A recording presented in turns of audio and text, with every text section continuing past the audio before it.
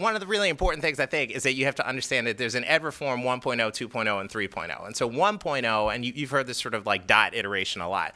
1.0 is just the teachers union saying whatever the hell it wants, right? That's just the status quo, laying down the status quo. And anybody who stands up or sticks a head up, you just get beat down, right? And so that's 1.0 is an era that is like 100 years long, where only the sort of like, Rick mentioned it earlier, only the sort of experts, only the accredited, all those people, those are the only people who are sort of allowed to talk about schools, right?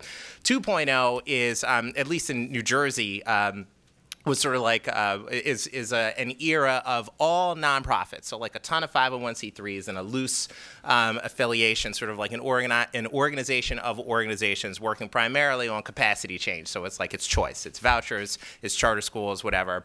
And I do want to add this because I think this is really unique. So choice is the most consumer-friendly policy, and hence it is the easiest to engage people on. When you talk to people about, well, you got to have these 4 categories, and we got a student growth percentile, and da-da-da-da-da-da, like, what are you talking about, right? So part of the issue is that, like, the more esoteric you get, it's not a question of interest, it's a question of opacity. It's just far more difficult to sell anything that is, like, electric about the in-district systemic reform. Like, all of that said, and this was one of the really unique things I felt about my old organization, is that we were a no silver bullets organization, which meant you had to shoot everybody. So if you understand that that choice is one part of a continuum that includes better teachers, better training, better access, better facilities, better technology, a whole bunch of other things, you can make a more comprehensive pitch about why people should be engaged in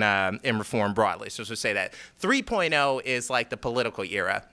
And the thing I work for now, we have a C4, which I lead, which is all issue, which is like, support this legislation, which is stuff you really can't do when you're a C3. And we have a 527. So we have a super PAC. So we can like elect, and I know it is, right? So we can elect and defeat candidates. And so, I would, like 3.0 in New Jersey at least is occupied by like 2 or 3 organizations. Us, Students First, we are the state partner with Students First, DFER, that kind of thing. And so when you start showing up and saying, listen, we could drop $100,000 on your head if you don't get behind this thing, it's a very different conversation about reform at the legislative level. Because even though Tip O'Neill is correct in asserting that all of these things that all politics are local, all education policy is set at the state level. The implementation of it is a knife fight at the local level. But if you still want to do other